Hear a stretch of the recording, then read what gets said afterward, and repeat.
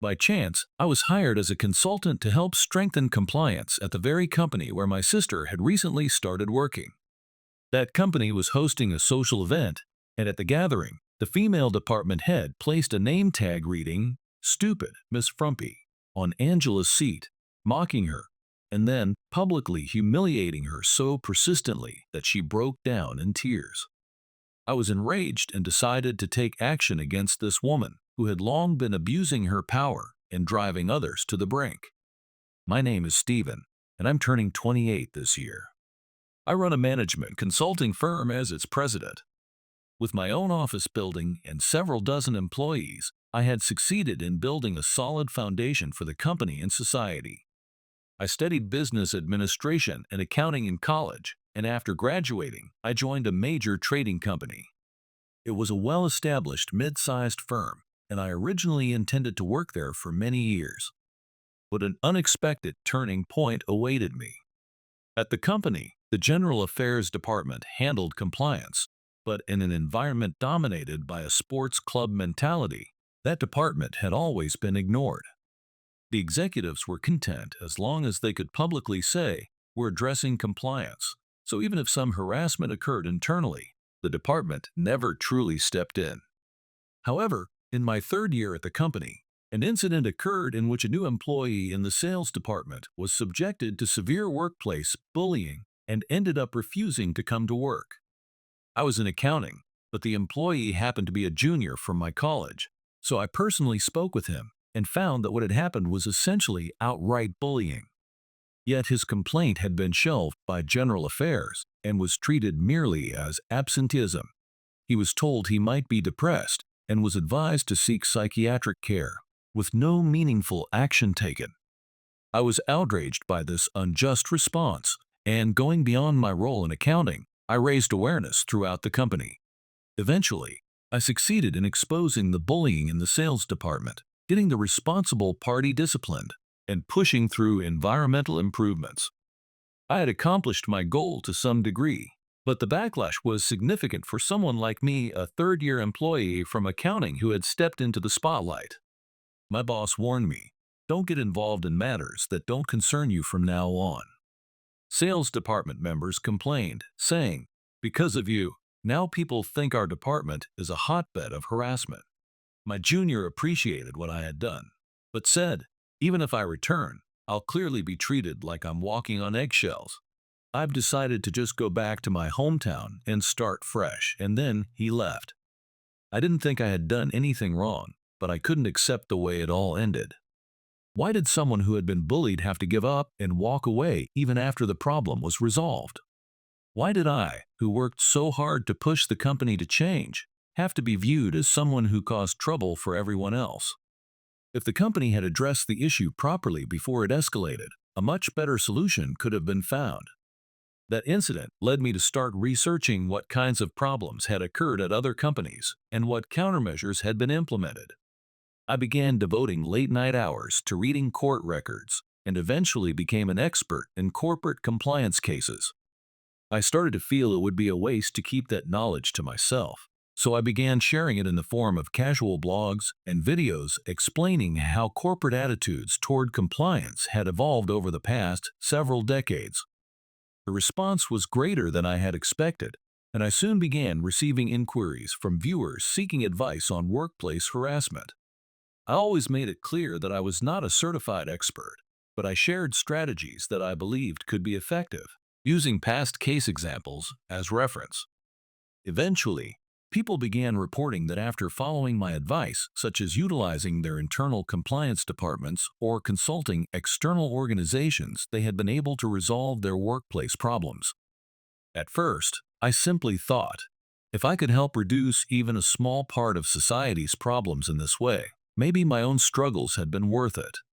However, once those people started spreading their success stories on social media, my account began to receive a flood of consultations. Each one was serious, but since I was only able to help in my spare time, I couldn't thoroughly respond to them all and ended up referring most to outside agencies. That phase continued for a while, and eventually, I made a bold decision. I quit my job and decided to make helping these people my full-time profession. I couldn't bring myself to say sorry. I'm too busy, please find someone else, to people who are suffering without support, just like my former junior. If I couldn't help them as an individual, then I would make it my business. With that mindset, I decided to launch a consulting firm that would receive fees from companies instead of individuals. At first, people were skeptical and thought I was shady, but because I had already been publicly sharing videos and taking harassment consultations with my face shown, that worked in my favor, and I received several company requests right after launching. Many business owners were struggling with these issues and genuinely wanted to improve, but didn't know where to start. I visited the companies that reached out, gathered information from various departments, analyzed the workplace atmosphere, and compiled proposals for improvement. Having studied numerous case studies, I had a strong grasp of how harassment tends to develop under the surface. I was able to identify potential issues at each company and address them at an early stage. The companies that used my services became capable of detecting and resolving harassment that had been quietly progressing under the radar. Those satisfied clients began spreading the word to fellow business owners, and soon I was flooded with new requests. To meet the growing demand, I kept expanding my team, and now my company has grown to include several dozen employees. Now, I want to share not just my professional journey, but a bit about my personal life as well. My parents actually divorced when I was in elementary school. I have a sister named Angela who is 6 years younger than me. I went to live with our dad, while Angela went with our mom, and we lived separately from then on. The reason for the divorce wasn't anything like infidelity or a breakdown of trust. It seems they simply had different values and found it impossible to live together. Because of that, they stayed calm throughout the process and promised to help each other out if needed, even after divorcing. So I was still able to stay over at my mom's house from time to time, and Angela also came to visit our father's house where I lived. Even though we lived apart, Angela and I never drifted apart and have continued to maintain a good relationship to this day. Because of the 6-year age gap between us, Angela always seemed so young in my eyes, and I felt a constant sense of duty to rush to her side and protect her whenever something happened. But now, she was graduating from college and about to enter the workforce. From this point on, she would no longer need the kind of protection I had always felt obligated to give her. When she told me not long ago that she had decided on a job, I felt a deep sense of fulfillment, like I had completed an important responsibility in my life. Angela had been studying architecture for years. She worked hard, studied in the architecture department at university, honed her skills, and ultimately landed a job at a fairly prominent design firm, just as she had always hoped. Even as a child, she never showed much interest in playing house or dressing herself up, which is often common for girls. Instead, she loved building plastic models and immersing herself in city building games, creating towns exactly the way she imagined them. That personality never changed. She deliberately pursued architectural studies and eventually reached the point where she could make a career out of it. Motivated by her success, I resolved to work even harder myself when I received a new consulting request from a company in the architecture industry. The request came directly from the president, Mr. Bennett, who contacted my firm seeking advice on how to strengthen his company's compliance awareness. Mr. Bennett's company had around 200 employees and, for a design-focused firm, was considered quite large. It felt like more than a coincidence that just as Angela landed a job at a design office, I received a consulting request from a company in the same industry. I headed to the company right away, informed the receptionist of my appointment, and while I waited to be shown into the meeting room where Mr. Bennett was waiting, I witnessed a scene that made me doubt my own eyes. The office, as expected for a design firm, was full of large monitors and employees focused on their work, but from several spots, smoke was rising. Looking closer, I saw multiple male employees openly smoking, with ashtrays on their desks overflowing with cigarette butts. Most of them appeared to be older, shouting instructions around the office in commanding tones. They gave off the air of long-time managers. One of them, barking at a subordinate in harsh language, had a lit cigarette in his hand, I was oddly struck by the scene. It was shocking to realize that a company of this size still had such a careless work environment. One part of the consultation had mentioned that young employees have been quitting after only a short time, and standing there, I thought to myself, of course they are. Eventually, I was led into the meeting room and came face to face with Mr. Bennett. He was said to be 55, but looked surprisingly youthful. Though his midsection had filled out a bit, he had a large, muscular build and looked like he had been quite the athlete in his younger days. "Nice to meet you, Stephen. Thank you for coming all this way," he said. His voice was clear and carried well. His tone and demeanor were polite. I had a good first impression. But at the same time, I couldn't help but wonder, how could a president who seemed so pleasant allow his office to end up in that condition, even while trying to improve compliance? After exchanging greetings, I decided to bring that point up right away. "Are you aware that quite a few employees are smoking openly in the office?" "Oh yes, of course. I know it's a problem, but there are some who just don't want to walk to the smoking area. When I push too hard, I get obvious resistance, so it's been difficult to manage." To be honest, I was shocked.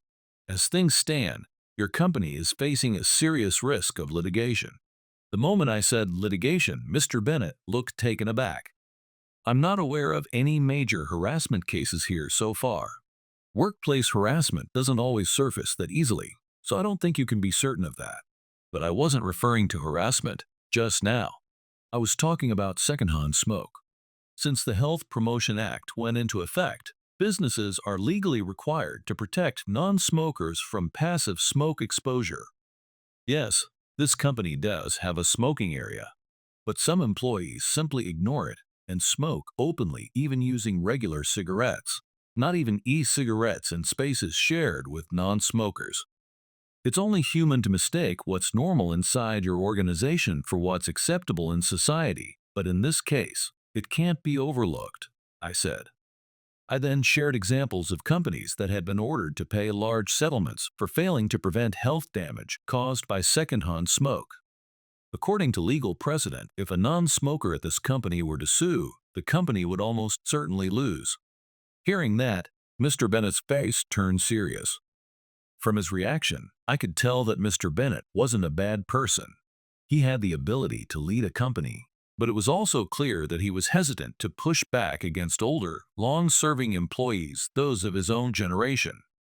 I could sense that he was worried that if he imposed a strict no-smoking policy all at once, it would provoke strong backlash from the veterans.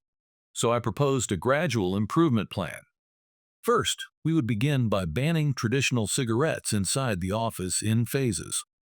There would be some resistance, of course, but we could allow e-cigarettes, which produce less odor for the time being. Then, at the right moment, I would present past cases in which individual employees who continued to smoke were personally held liable in lawsuits. Even the most defiant veterans would likely back down once they realized they might have to pay damages exceeding their annual salary. I also explained that we should avoid making any sudden or punitive moves. Instead, we should encourage employees to take initiative and make changes themselves. My cautious, measured approach seemed to resonate with Mr. Bennett, and I was officially brought on to lead the company's overall compliance reform. Eliminating secondhand smoke was just the first step. The real challenge was changing the company's internal culture.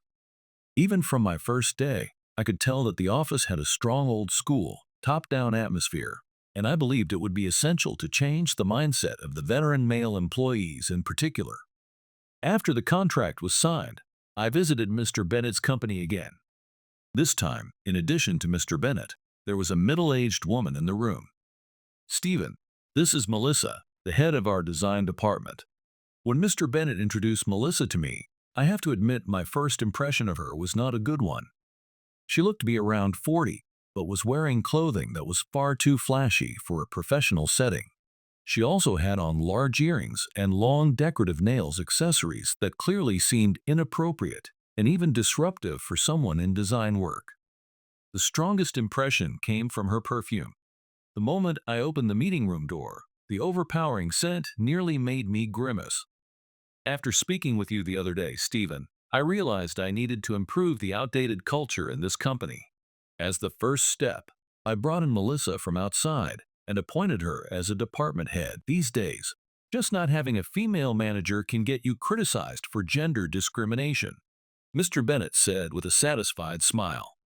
I returned his smile, but inwardly I couldn't ignore how naive his thinking seemed. Mr. Bennett clearly had good intentions as a business leader and genuinely wanted to improve the company culture, but his approach felt disjointed. Despite having long neglected the obvious step of managing smoking in the workplace, he had apparently acted immediately when it came to hiring a female executive.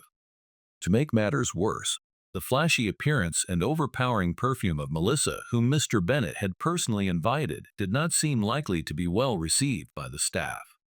I had already explained the harm of secondhand smoke to Mr. Bennett, but the strong scent of perfume can also be a source of discomfort for many people. If it were a modest fragrance, that would be fine, but Melissa's perfume was the kind that would bother people just by passing them on the street. Mr. Bennett's failure to address that disconnect was troubling to me. Later, I shared a few proposals with Melissa about improving the company culture going forward, but her responses were unremarkable. From what I could see, she didn't seem to have the kind of talent that warranted being appointed as a department head. Worse still, Melissa became a problem in an entirely unrelated area.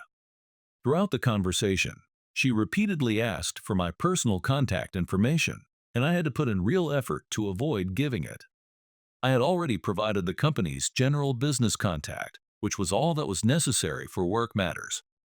But Melissa insisted, saying things like, "Sometimes I want to ask things casually, without feeling too formal," and kept pressing me for my personal contact. Feeling that I couldn't let this continue any longer, I finally laid down a firm boundary. In my company, even employees are prohibited from exchanging personal contact information with clients. Those who violate the rule face severe consequences, including termination. As the company president, I must lead by example. I hope you understand. I thought I had made my stance clear, but Melissa just kept smiling vaguely, as if she didn't quite get it or didn't care. "Oh, I see that's how it is. Then I suppose it can't be helped. Well, let me just give you my contact information so you can reach out any time." With that, Melissa slipped a note into my pocket without giving me a chance to object. "You're telling me you can't say it yourself, so you want me to be the one to make the move, right?" I felt as though Melissa had whispered that in my ear, and rather than being exasperated, I was overwhelmed with a deep sense of disgust. After the meeting that day, I returned to my office, pulled the memo from my pocket, and tossed it into the shredder without even looking at it. I had never been approached so boldly by an older woman like Melissa before, and never had someone been so blatantly forward, so even I was a little shaken by the whole thing. Still, this was something that happened to me personally, and I could deal with it on my own terms. But lately, I had a far more pressing concern, something involving Angela. It turned out that the company Angela had accepted a job offer from was Mr. Bennett's company. That made me all the more determined to push harder for reform within the company.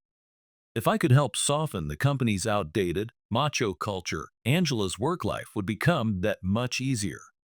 Of course, I had no intention of pulling any strings with Mr. Bennett or Melissa to give Angela any kind of advantage. Nor did I plan to tell anyone that Angela, the new hire, was my sister. I also hadn't told Angela that I was involved with her company. If she ever suspected something and asked me directly, I would tell her then, but until that happened, I wouldn't say a word. Soon, Angela joined the company and began her career as a working adult. Though I visited the company many times, I rarely entered the floor where she worked, and so far, she didn't seem to have noticed me. Once Angela had settled in a bit, I invited her out for a meal. I told her it was a slightly belated celebration for starting her job, but in truth, I also wanted to check in and see how she was doing at work. Angela was full of childlike excitement at the fancy restaurant and clearly enjoyed the food, but when I asked about her job after the meal, her expression darkened. "What's wrong? You suddenly look down. Did something happen at work?" "Yeah, there's so much to learn, and it's definitely tough, but it's also interesting and kind of fun." "It's just that." I don't really get along with someone above me. Someone above you? I asked, already having a very clear idea of who she meant. The head of the design department. She's someone who joined from outside not long ago. Her name's Melissa. I get the feeling she really doesn't like me. She's super harsh with me about everything. I suppressed the urge to click my tongue and asked as calmly as I could. Some supervisors can be strict with how they give instructions, so I can't judge right away. But what exactly has she been saying to you? Since I already had a poor impression of Melissa, just hearing that she was treating Angela harshly made me want to criticize her immediately. But this was a matter between Melissa and Angela as a new employee. I had to hear the full details before forming an opinion that was the fair thing to do. With that in mind, I decided to listen to Angela's side of the story as calmly as possible. After my question, Angela slowly began to talk about her current work environment. Even after joining the company, Angela barely wore makeup and commuted in simple, inexpensive off-the-rack suits. Mr. Bennett's company still had a strong, old-school masculine atmosphere, and many male employees were known to resist any overt display of femininity. Angela hadn't deliberately chosen her plain style to fit in, but as a result, it seemed her modest appearance had been well received by many of the male employees. Angela had been studying architecture on her own from an early age, and now at work, she was already beginning to show signs of real talent enough to earn the attention and respect of those around her. If things had stayed at that, I could have simply been happy knowing my sister was off to a strong start in her career. But of course, Melissa couldn't allow that to happen. Apparently, she found it irritating that Angela, so much younger, was being well received by the male staff in the department. She would frequently corner Angela and say things like, "You're an adult woman too. You should pay more attention to your appearance." Each time, Angela would respond honestly, "I've always been this way. I wouldn't even know how to put on decent makeup now." But that only seemed to worsen Melissa's mood. "Oh, so you're trying to throw shade at me? Saying my carefully done makeup is a waste of effort? What? No, that's not what I meant at all. Don't play dumb. You just want to flaunt that you can get male attention without even trying without makeup, no less. I've never even thought that. Unlike those men who fall for looks, I'm not so easily fooled. I've seen girls like you before, pretending to be all natural and down to earth, but always the first to go after the best guys. You're no different from them. No, really. I don't know the first thing about makeup or fashion." "Oh, is that so? So what you're saying is you're just some clueless country girl with no sense of style? Unbelievable. I was brought in to bring some freshness to this testosterone-filled company, and now they bring in a new girl who looks like some frumpy small-town bumpkin? You're nothing but Miss Frumpy trying to sabotage my work." "Frumpy?" "Yes. You're as drab as a greasy middle-aged man, and I'm being generous by calling you Miss Frumpy. You should be thankful, you rustic little nobody." Angela was so stunned by the verbal assault that all she could do was stand there trembling, her face pale, as Melissa slammed her shoulder and stormed off. "Oh, is that so? So what you're saying is you're just some clueless country girl with no sense of style? Unbelievable. I was brought in to bring some freshness to this testosterone-filled company, and now they bring in a new girl who looks like some frumpy small-town bumpkin? You're nothing but a Miss Frumpy trying to sabotage my work." "It would be one thing if I was being scolded for making mistakes," Angela told me, her voice barely audible. "But I never thought I'd be treated like this just because I don't wear makeup. Some of the guys try to stick up for me, but then she says things like, 'Are you having fun manipulating men?' I'm starting to feel scared when morning comes. There are more and more days when I don't want to go to work." As I listened to Angela's voice fading into a whisper, I clenched my fist beneath the table. Melissa's behavior would be considered bullying blatantly, and it was clearly a violation of workplace compliance. Mr. Bennett had said he hired Melissa in haste to improve the office culture, but no matter how desperate he was, he should have taken more care in selecting the right person. Considering how garishly she dressed and the overwhelming perfume she wore, it was no surprise the male employees reacted poorly. Still, with Mr. Bennett's backing, They likely didn't feel free to express that discontent openly. Then came Angela, young, sincere, and completely unadorned, the perfect opposite of Melissa. Naturally, she earned the goodwill of male coworkers who had been quietly stewing in frustration. And as I knew better than anyone, Angela was genuine. She had real enthusiasm for architecture and design. Of course, her seniors would grow fond of her, that was only natural. But for Melissa, who had already been feeling subtle resistance from male colleagues, Angela's popularity must have been unbearable. Melissa seemed to have an unhealthy obsession with being seen favorably by men. Even recently, she still hadn't given up on getting too close to me. If Mr. Bennett or other senior staff were present, she held back, but when we happened to be alone, she would lean in close and say things like, "I found this great spot, we should go talk about work there." Each time, I turned her down firmly, telling her, "I don't do business meetings outside the office," but she never changed her approach. That was already headache-inducing enough, but now Angela was working under her. It was the worst possible situation. Melissa was exhausting herself trying and failing to win attention from the men, while Angela effortlessly gained it without lifting a finger.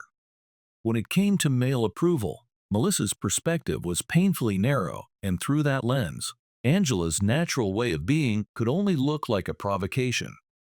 In front of Angela, I kept my emotions under control, did my best to encourage her, and quietly brought the dinner to a close.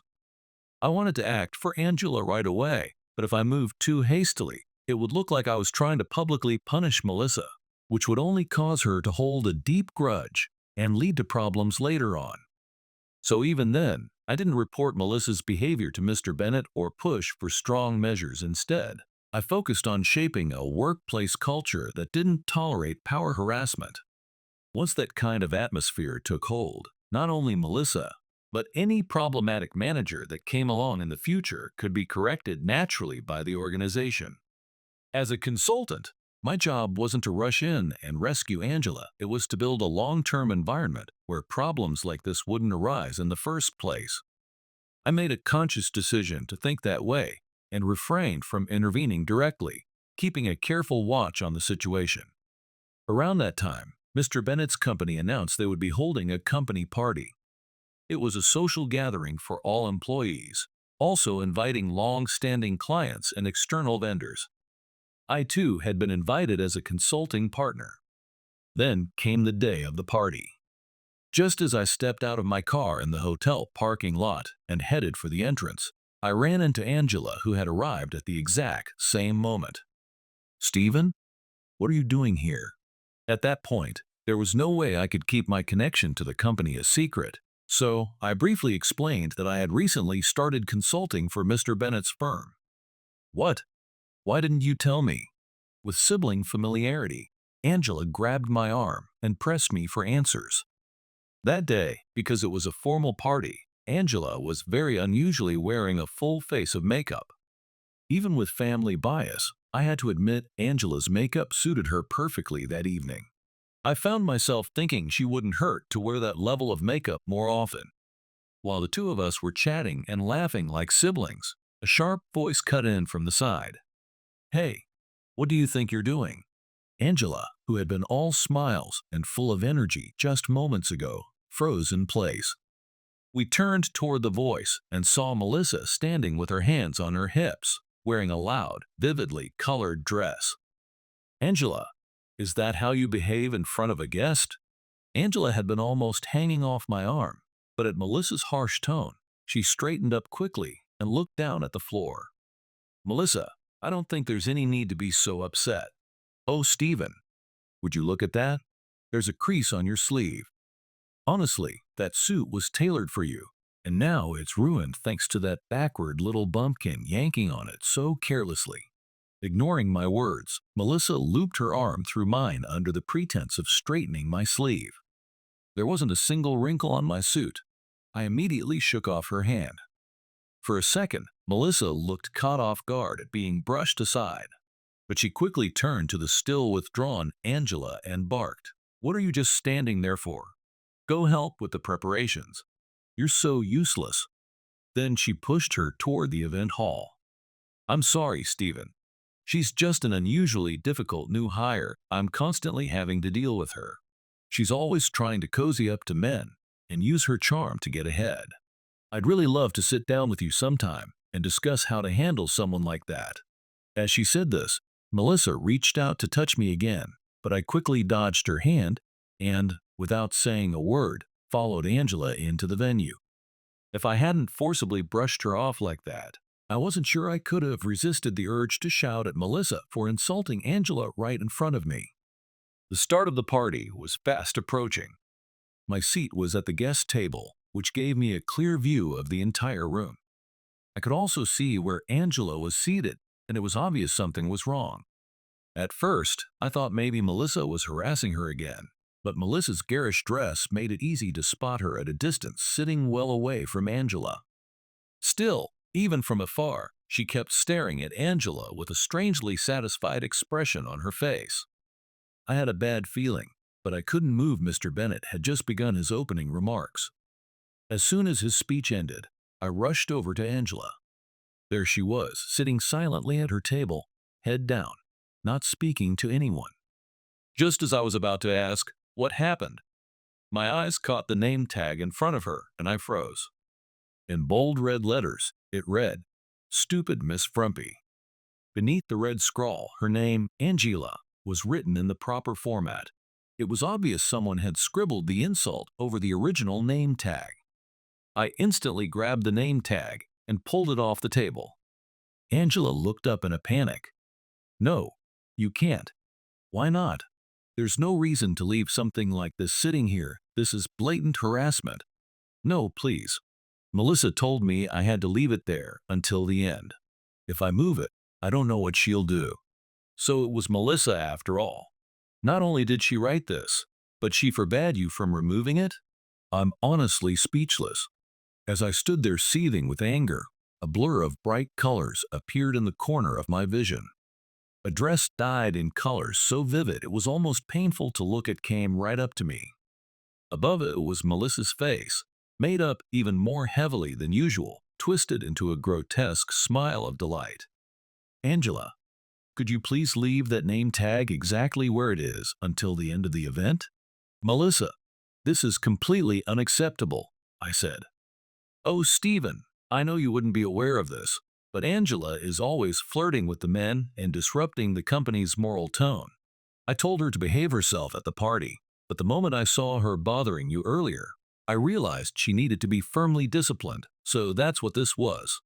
"And how exactly is this supposed to be discipline?" I asked, forcing myself to stay calm as I held back the surge of emotion, and just then, Mr. Bennett, having noticed the commotion, approached us. "Oh, Mr. Bennett, please, tell him yourself. Haven't you entrusted matters of workplace conduct to me as the one who brings a woman's perspective?"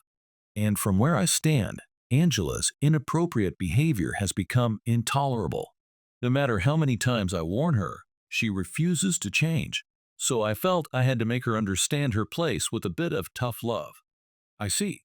So are you saying this name tag was placed here with the president's approval?" "Well, I didn't approve anything exactly, but, I mean, this is between women, so as a man, if I interfere, it could be seen as sexist." "Stephen, maybe we should just let this go quietly, Mr. Bennett wasn't incompetent as a manager, but he clearly had an overwhelming fear of being accused of sexism or harassment.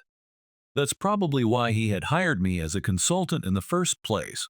But dumping the problem on me while giving free rein to Melissa as a female executive without oversight was nothing short of irresponsible.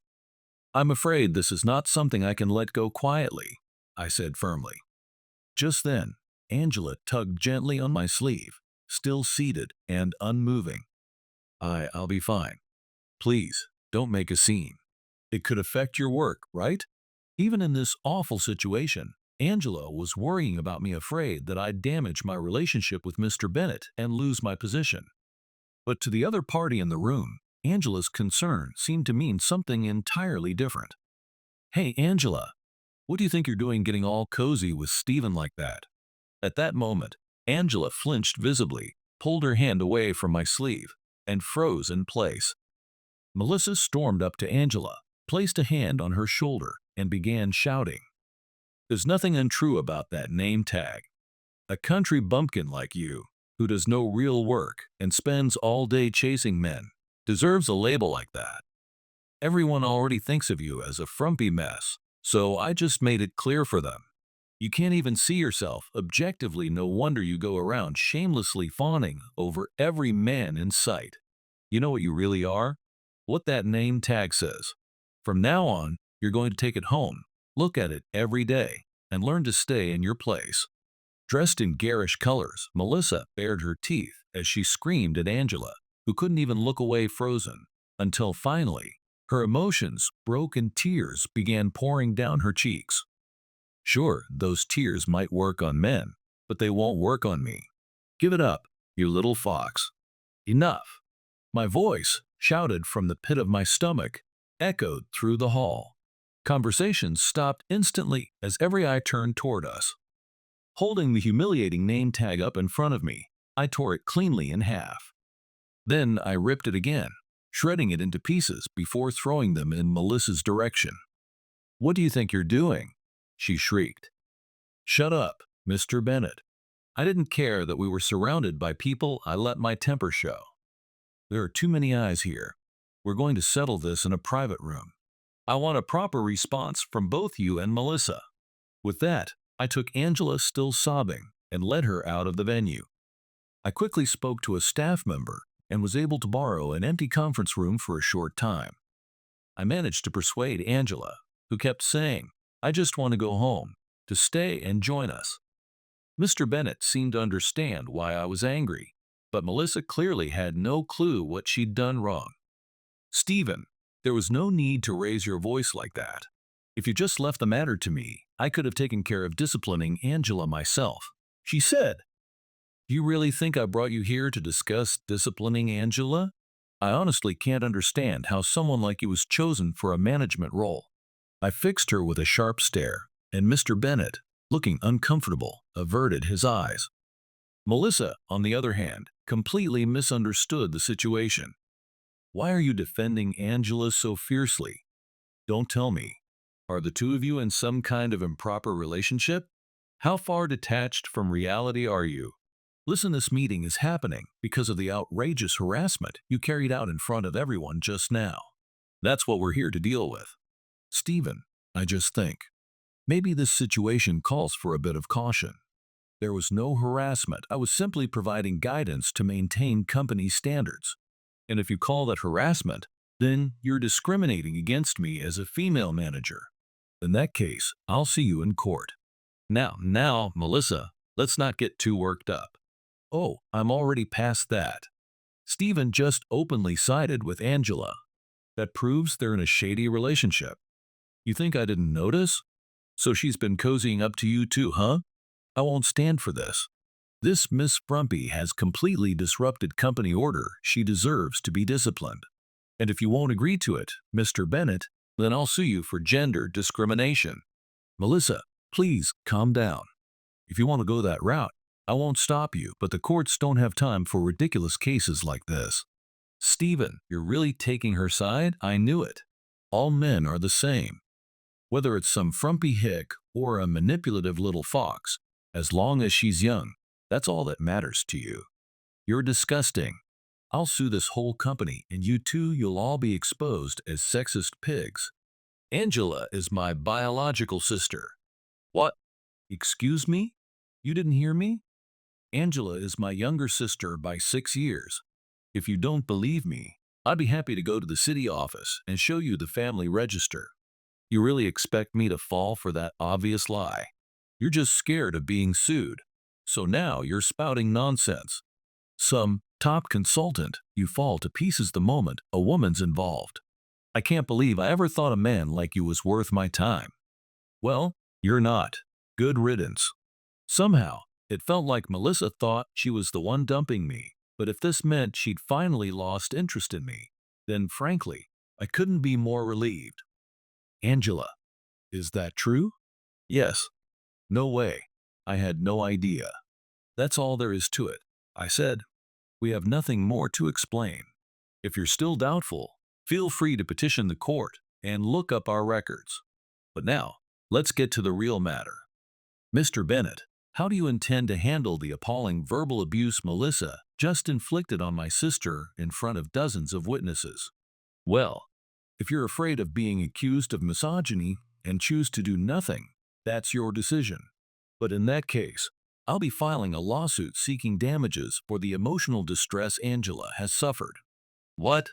It's probably unheard of for a consultant to sue a client, but this has nothing to do with my role. I'm acting as a family member who witnessed an unforgivable insult, and I have no problem terminating our contract, effective immediately. That's ridiculous. That Miss Frumpy was clearly trying to seduce the men. Every employee here can vouch for that. If simply exchanging words is considered seduction, there's no helping you. Just minutes ago, you berated her in public for talking to me even though we were simply speaking as siblings. If Angela so much as greeted a male coworker, I wouldn't be surprised if you flew into another jealous rage. How dare you speak to me that way? You said the entire staff would back your story, but every single person at that party also saw you humiliate Angela. They'll testify to that just as clearly. In my experience, we'd have a hard time losing this case. Shut up. Shut up. You disgusting man. I'll never forgive you. Mr. Bennett. Fire him. Get him out of here. At this point, Melissa had devolved into a full-blown tantrum, and even Mr. Bennett, who had tried to avoid conflict at every turn, looked completely fed up. Melissa, I'm afraid I can't support your position anymore. Even if no one here said a word, your outburst at the event was witnessed by clients and vendors alike. If I keep you in a leadership role after this, there's no doubt people on the outside will start asking questions. What? What are you saying, Mr. Bennett? We'll go over the facts thoroughly, but for now, I'll be asking you to step down from your position as department head. Beyond that, we may have to prepare to respond to Stephen's lawsuit as a company. If you're prepared to take firm action against Melissa, then we won't pursue legal action. As a consultant specializing in these matters, I can say with confidence termination for cause is fully justified here. You're saying I should be fired? That's blackmail against Mr. Bennett, isn't it? I'm not threatening anyone. I'm simply asking that you follow proper procedure. And if you want to call what I just said blackmail, then we'll need to thoroughly review everything you've ever said or done to Angela and see whether it meets the legal definition of harassment. Gah. Fortunately or unfortunately, I'm quite used to handling cases like this. No matter how messy it gets, I'll see it through to the end. Having finally run out of ways to argue, Melissa crouched to the ground, clutching her head and letting out strangled howls, something between a screech and a groan. Dressed in her blindingly colorful dress, curled up on the floor, shrieking like that, she looked uncannily like one of those over-the-top villains from the special effects shows I used to watch on TV as a kid. After all that, I ended up continuing my role as a consultant for the company. Melissa's public meltdown at the party spread beyond the company, and eventually even the shareholders began to express concern. As a result, Mr. Bennett resigned, taking responsibility for bringing her in. Before stepping down, his final act as president was to formally terminate Melissa for cause. Since she was held accountable appropriately, I withdrew the lawsuit for damages over Angela's harassment, choosing to let the matter end without lasting resentment. Some guests at the party had recorded Melissa's outburst, and the footage was leaked online. Once her identity was revealed by those who enjoy that kind of scandal, she was hit with a wave of harsh criticism and seemed to disappear from public view. I have no idea where she is or what she's doing now, but at least it's safe to say she no longer holds the kind of power she once used to torment my sister. Angela eventually recovered from the trauma and has been thriving at the company, now under new leadership. The workplace environment has improved dramatically. Even the old-timer male employees have stopped vaping inside. They now use the designated smoking area like everyone else. My work with this company isn't done yet, but if I've helped steer it even a little in the right direction, then I believe I've lived up to the responsibility that came with my compensation. Angela recently said to me, "You know, it's not enough just to be someone else's employee. I've got to aim to stand on my own one day like you did." big brother, and she's already started studying with that goal in mind. It felt like she was finally about to set off on a path where she wouldn't need my protection anymore, and while that made me proud, I also felt a small twinge of loneliness. "I'll work toward independence in my own way," she said, "but you better hurry up and find someone to settle down with. Otherwise, another scary woman is gonna come chasing after you again. Watch your mouth, smart aleck." I shot back, but deep down, I felt a deep sense of relief. If she could joke about Melissa, the very woman she once feared so much, then I knew she was going to be just fine.